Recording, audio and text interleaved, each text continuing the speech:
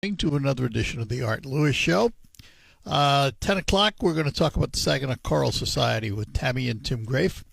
At 11 o'clock, we'll take a look at Rocket Grab Plus on Focus. But for this hour, open phones, 989-752-6111 on this rather chilly December 4th. And the reason for the chill, we are told there is a triple dip polar vortex. And what do they mean by triple dip? Well, it's going to come now. We may see another spurt of it next week and a week after that.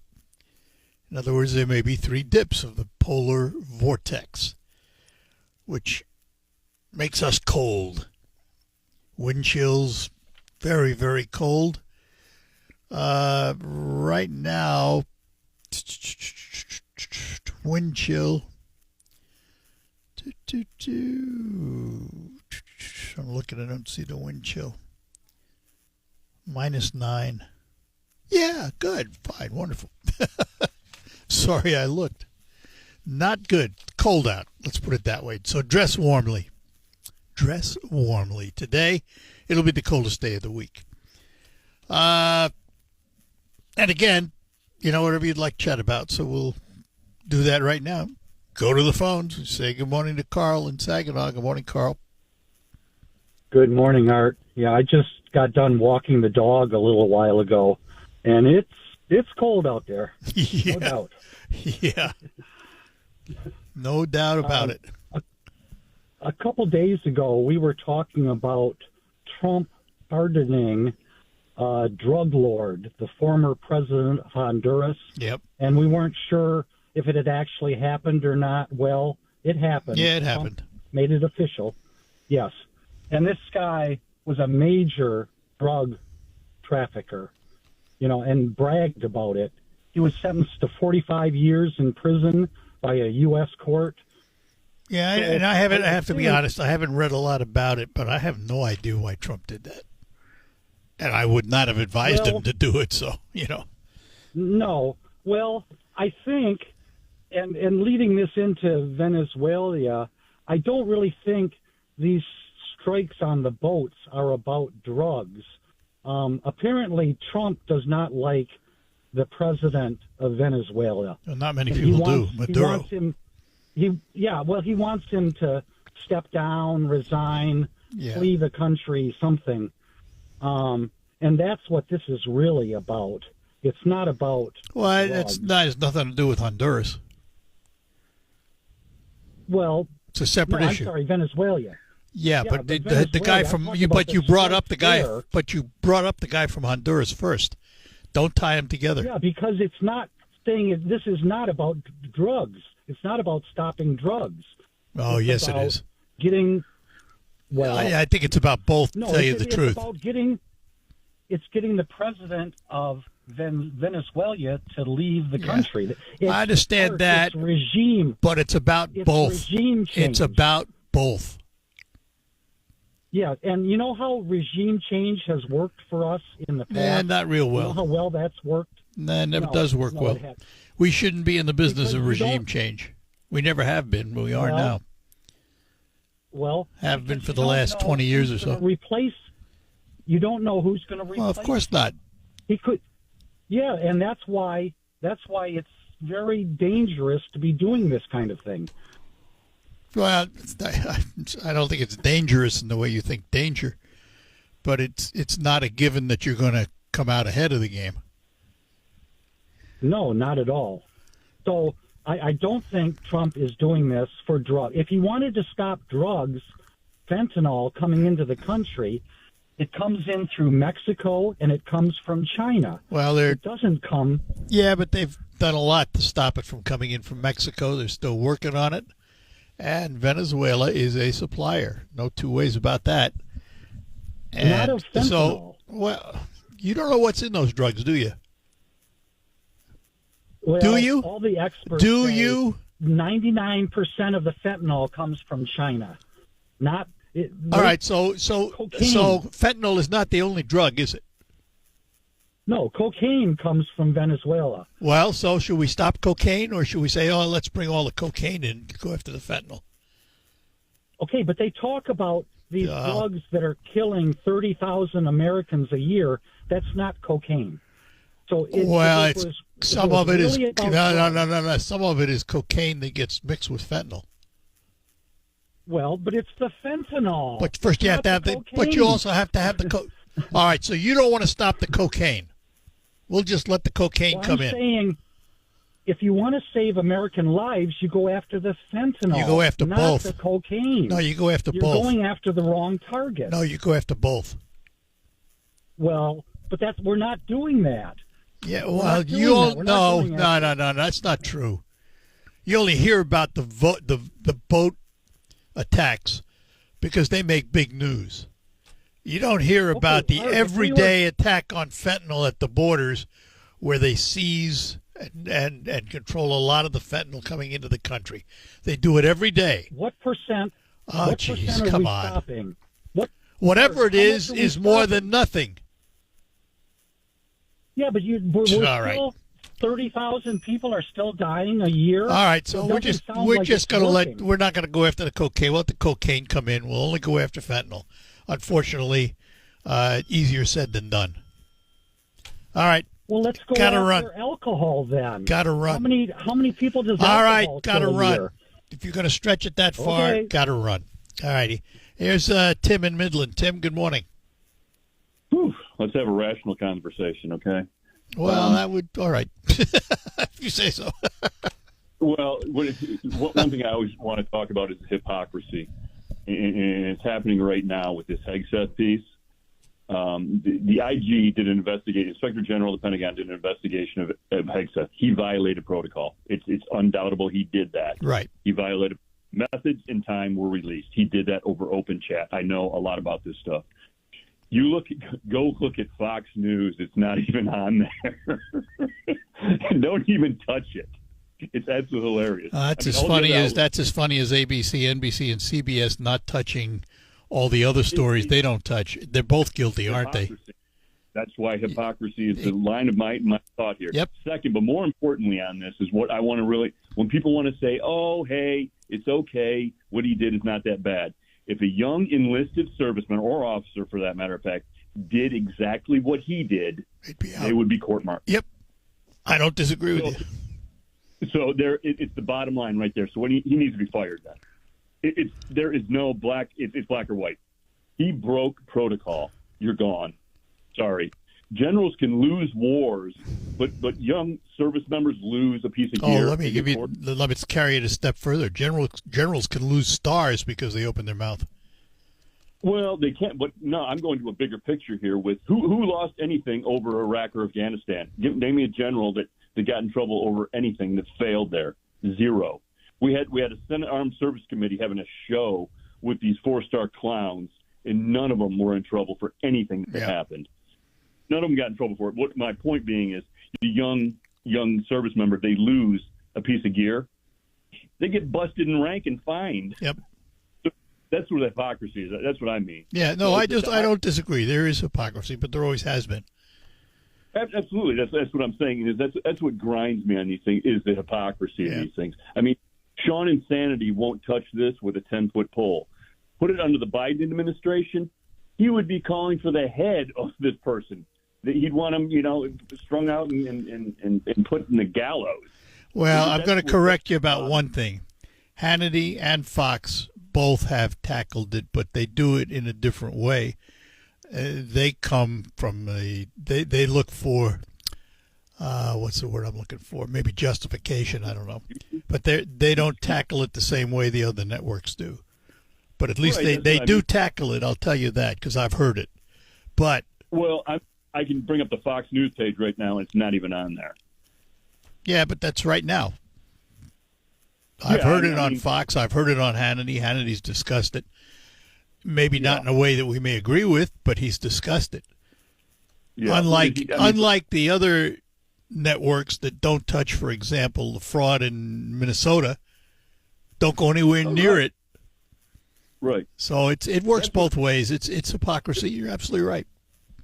That's why it's labeled hypocrisy. That's why. Yeah, I understand. The definition word fits perfect for this. But I just wanted to bring that up to everybody's, every listener's view out there. That if a young service member did exactly what Hegseth did, they'd be court-martialed. And I don't disagree. And I think it's time to go. I mean, he made his bed, now he's got to lie in it. It's the old adage, Yeah, I agree with a lot he's done. I agree with I do too. I do too, but it's still, it doesn't excuse a misstep, a major misstep. No, a misstep that bad. It's like you broke protocol. It's I'm sorry, it's done. Bye. Got to go. All right, take care. Tim, take care. Yep. Bye-bye now. All right, take a break, come back, and we'll get to Butch when we return. It could be the best years of... Hello, Butch. Anybody heard from Butch? Let's try this again. Let me do this. And then we'll do this. Butch, are you there? Butch apparently has disappeared. Okay. Sorry, Butch, call again. It wasn't there. Didn't answer the call. If you've been following any of the news here in Michigan, Michigan is set, for whatever reason, to become one of the big players in artificial intelligence and AI data centers. One of them has been proposed for south of Ann Arbor, and while it went through some challenges, it has been approved. And I read an article. If you wonder the scale of this project, this facility in Saline Township alone would require the power equal to the output of an entire nuclear plant and would boost DTE's demand by 25%. One data center. The question I have is, at what cost to us, the consumer? Now, obviously, the data center will pay for their electricity. But the capitalization typically of increasing the grid, if you will, gets passed on to us. If we become a state of AI data centers, what's it going to cost the average consumer? It's a lot of jobs, a lot of investment. Not a bad thing from that standpoint. I'm just curious in the end how much of that cost is going to trickle down to you and me every month. And I don't know the answer. We are working to get some consumers folks and other electronic, let me rephrase that, is electronic distribution people on, because this is a critical subject. I mean, we thought, how in the world are we ever going to handle EVs and put up charging stations and things? These AI data centers dwarf that. These things are humongous. And there's been the NIMBY attempt, not in my backyard, so to speak. But the one in Ann Arbor finally got approved. But it's going to be interesting to see how DTE copes with the power draw that plant's going to have. Imagine that, one plant using the entire output of a nuclear plant. They'd have to have their own nuclear plant on site. Hey, maybe that's the thing with these modular nuclear reactors. Maybe that's the answer. Let's talk to Bob in Reese. Bob, good morning. Good morning, Art. Hey, my nickname is Butch, but okay. But I wasn't the one who called. Okay, I'm just clarifying that's that funny because my sister listens, and she might have thought it was me, but now it's me. Okay. Well, that Butch wasn't Butch there. He wasn't there. Yeah. Hey, what was Tim talking about? I missed the first part. Who was it that disobeyed the order? Or? We're talking about Hegseth, Oh, yeah? Secretary of War. acted on- He had released some information on a non-secure chat room or something like that. that was a while back. Yeah, right, exactly. They Yeah, claim 3 it months had, ago. oh yeah, more than that maybe. Claimed it had information in it about an airstrike and things that were supposed to be classified and secure. I see. Yeah. Okay. Anyway, I'll just have this comment. Where were these 6 senators when President Obama was releasing the terrorists from Yep. Gitmo? Yep. Where were they? I thought those guys had every right to disobey those orders, Yep. Well, especially when they were trading 5 for 1. see, here's the catch. In order for someone to disobey what they see as an illegal order, somebody has to prove to me that it was an illegal order. Is the troop on the ground expected to make an instantaneous decision that, nah, that order's illegal, I'm not going to follow it? Mm-hmm. Doesn't make a lot of sense. You have to have discipline and chain of command in the military. Now, if there's some obvious, violation, but again, here's a hypothetical one, Art. Say you got how many 10,000 troops in a country, and they tell you to stand down while the enemy surrounds them. well, they would. That That would have been a good time to disobey that order, wouldn't it? Well, you would anyway because you wouldn't have any choice. You'd have to. Well, that was But Afghanistan. let me give you a different That one. was Afghanistan. They told our troops to stand down till the Taliban thoroughly surrounded them, and then they sent reservists in to rescue them. Well, that whole thing was that whole thing was a farce. It was done poorly. It was. But Yeah. here's a different example. Let's say one of our B-52s is airborne and has nuclear weapons on board, and out of the blue and without provocation, someone orders that they go bomb Moscow, for example. Well, yeah. I might look at that as an illegal order. It depends on the chain of command and how you get the order, but I use that as an extreme. But Right, the reality because you'd be like is, one of them boats out there in the Caribbean. if you're telling me to go sink a boat, I'm going to go sink a boat. Yeah, well, I mean, if you tried with one bomber or even with a group to bomb Moscow, you would be in about the same position. Man. They'd wipe you out before you got across the state line. Oh, well, yeah, no, maybe. coast. Maybe. Yeah. Not if you send in, let's say you send in one of the B-2s or the new B-21s that aren't detectable on radar. You might be able to get in and get out. Maybe. Well, but that's how they did it in gotta other go. wars. All right, good enough. Thanks. Take care, Bob. 989-752-6111. Yeah, that's the big question. If you're going to disobey an order, who's going to decide that it's an illegal order? Because that throws discipline right out the window. All right, let me take a moment to talk about Quick Lane Freeland and McDonald Ford.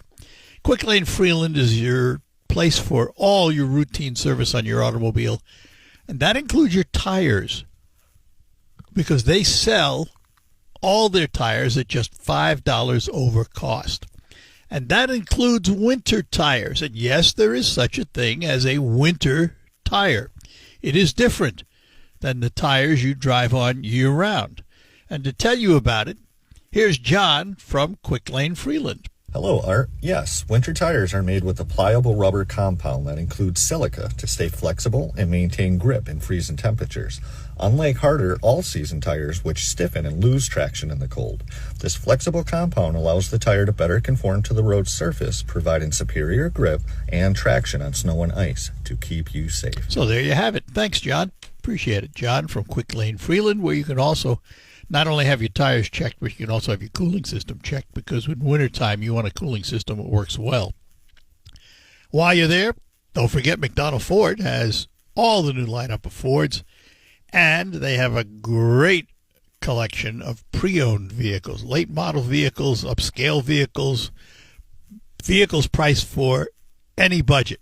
You'll find it at McDonald Ford. Stop in today and visit them. Quick Lane Freeland and McDonald Ford, two names that stand ready to help you with all your automotive needs. This week, it's a year-end. Attack the boat.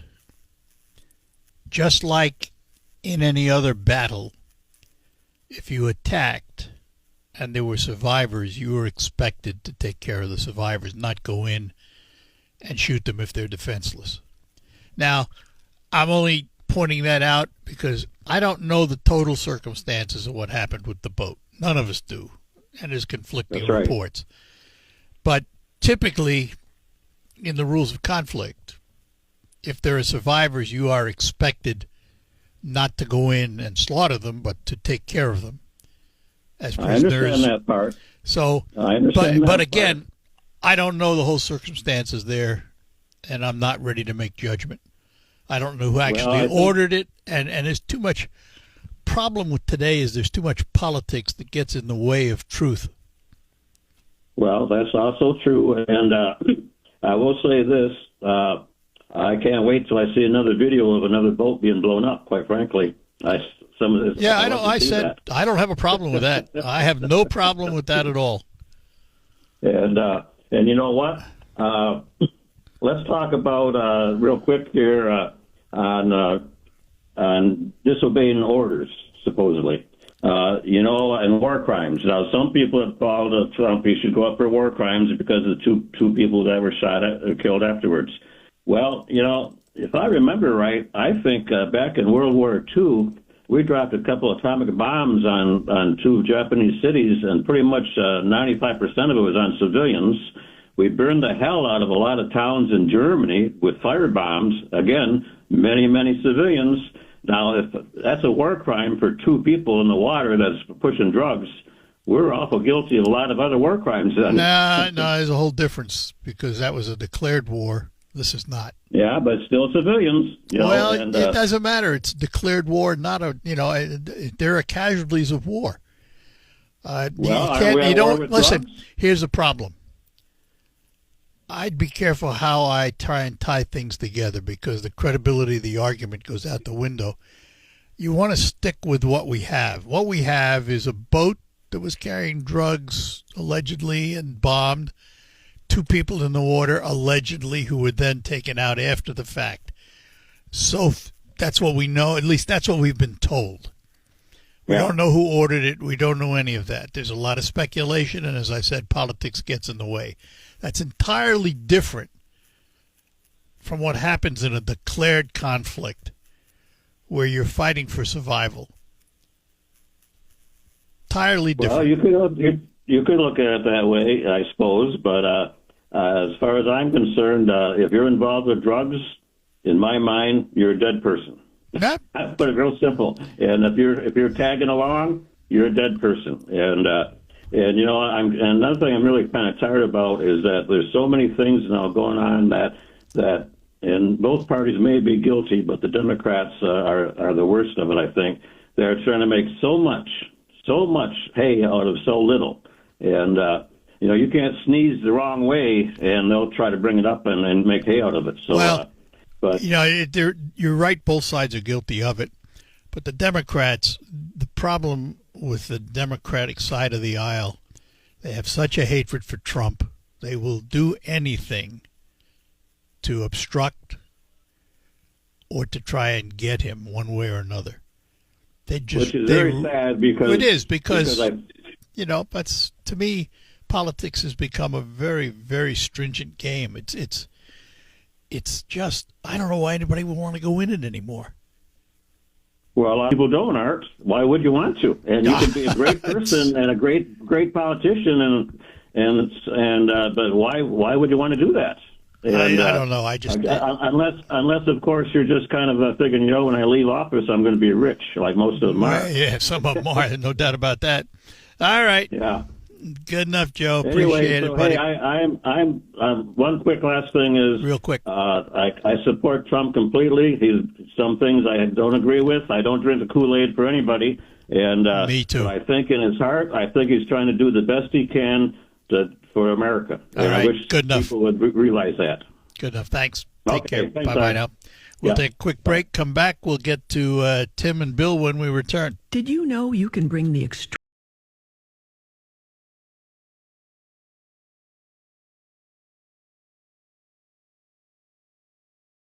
Back with you here on the Art Lewis Show, and time to get back to our phones. And we have Tim in Bay City. Tim, good morning.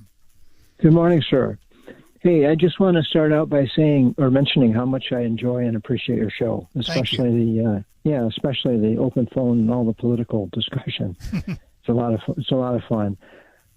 I've been meaning to call in for quite a while, and I've actually kind of made a few notes, and I'm going to try to get as much as it in as I can. But speaking with respect to Democrats and Republicans, one of the things that really I think is prevalent are the lies that come out of the Democrats. And if you look at some of them over the past year or two, we've heard a lot about the existential threat to democracy. And I'm sorry, I'm a little bit nervous calling in, but so my son, the freshly minted Captain Marine, was in town for a wedding a couple weeks ago, and he and I were talking about the shutdown, and I told him, I said, I was really insulted by the fact that you guys weren't getting paid. As a father of a Marine, that was insulting to me. And he said, well, what do you think is the problem with the Republicans? Why is it that we have such a hard time communicating these issues? And I said, well, that's exactly it. We just don't communicate as effectively as the Democrats do. And then, for example, we talked a little bit about the quote unquote existential threat to democracy. And I mean, I guess the first thing is I wonder how many people, Republican or Democrat, even could use the word existential in a sentence and understand what they were talking about. Here's the thing. Politics has always been a game of manipulated speech. And that's been true historically. I mean, it goes all the way back to Jefferson. And the party trying to get in power will say whatever they have to get in power. They use fancy words sometimes. They use concepts. Whether there's any truth behind it or solid evidence behind it doesn't matter. Political speech is free to do what it wants. Sure, but when we're talking about honesty and communication, I mean, we haven't had a representative in my district in Michigan since last November. In the Senate, we have no. I don't have a representative. That's a threat to my democracy. Yeah, absolutely. Absolutely. We had 18 states that tried to keep Trump off the ballot. To me, that's a threat to democracy. Yep. All the talk about the Nazis, the people in cages, the 51 CIA people that signed off. Yeah, but here's the thing. They told us. Yeah. Here's the thing. The last presidential election, the Democrats lost. And they lost because, in my opinion, as an observer, they didn't put forth any programs. They didn't tell us how they were going to fix things. All they did was name call. People were tired of hearing about, he's a Nazi, he's a fascist, he's this, he's that, they're that. When you do that and you don't put forth anything credible to make people's lives better, you lose. Yeah. Well, they told us, Biden was at the top of his game. One of the things that really... They lost, so what's the difference? Oh, yeah. They can tell us what they want. Right. I agree with you. I think that if they had a platform they could really stand on and offer a way to... Would have been better off. Oh, much better off, yeah. But, I mean, so I hope that, do they really think we forget about this stuff? Like, tariffs will cause inflation. That hasn't happened. In fact, employment is steady. We have basically full employment. Let me leave you with this. Okay. All of this is superficial because when voters go to the poll, 90% of the time they vote with their pocketbook. they can give us all the facts and figures and data they want. But if they go to the store and the eggs that were $1 a dozen are now $4 a dozen, or the meat they buy that